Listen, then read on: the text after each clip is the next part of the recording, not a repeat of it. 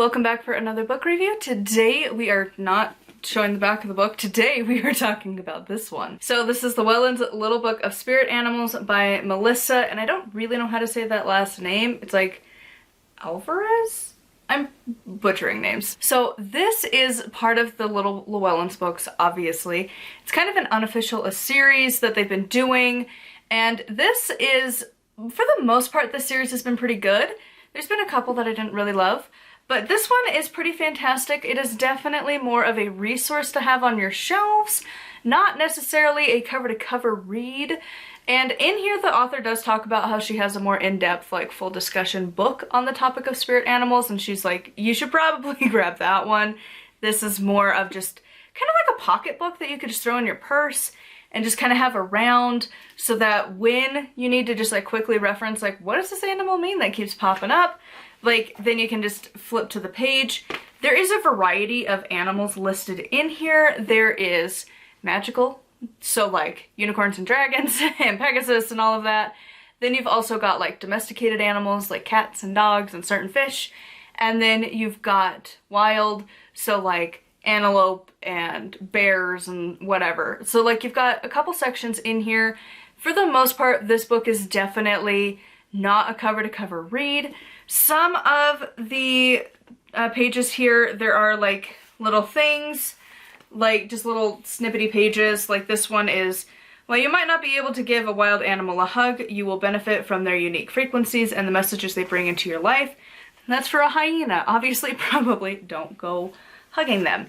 And then like Dragonfly, there's like this little visualization with it, but it doesn't have that for all of them. Like for the most part, it's just pages like this where it's one and then the next. And of course, these are pretty short and to the point kind of descriptions. So if you were really getting into this, this would be like a good beginner book or just like a field guide basically, like as you're out and about to have.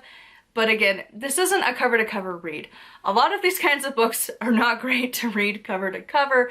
I have because I want to give the full review, but for the most people, like, you don't need to do that. It's very, very long and drags. But for the most part, they're all kind of the same.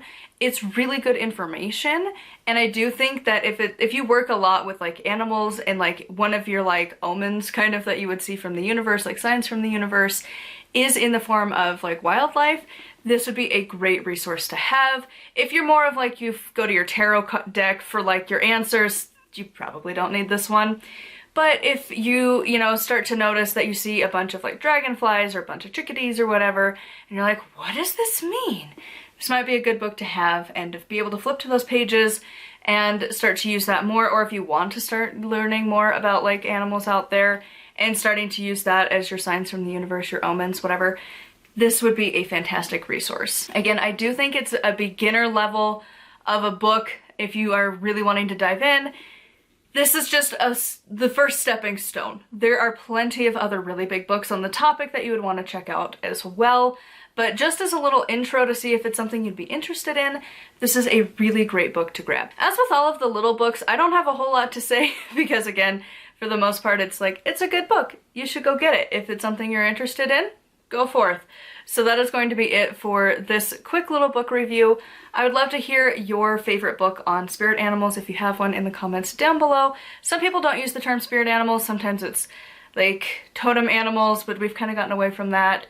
Spirit guides, whether it comes in the form of a deity or an animal or whatever. So I would love to hear whatever you want to call it. The animal thing in your practice. What is your favorite book on the topic in the comments down below? Huge thank you to my patrons. I'll have their names over here. If you'd like to support me and get access to exclusive content, it is patreon.com/nightwillowcrafts. I will be having my audiobook going up on my Patreon. So starting in August, I will have the first 3 chapters here publicly on my channel. From there, every week there will be a chapter uploaded over to my Patreon if you want to check that out. There's also a bunch of other content. I post pretty often, to be honest, depending on the tier. Like some it's twice a month-ish, and then a lot of them it's like once a month for one, and then another one it's now a couple times a week. So there's quite a bit of content over there if you want to check it out. Speaking of my book, that is coming out at the beginning of August, so do keep an eye out for that. I will post a video when it is available and the link is actually active and ready to go, so you will know that you can actually go buy my book, because that would make me oh so happy if you would consider it. Until next time, thank you so much for watching. Make sure to like, comment, and subscribe. I post every single day. And until next time, thank you so much for watching, and blessed be.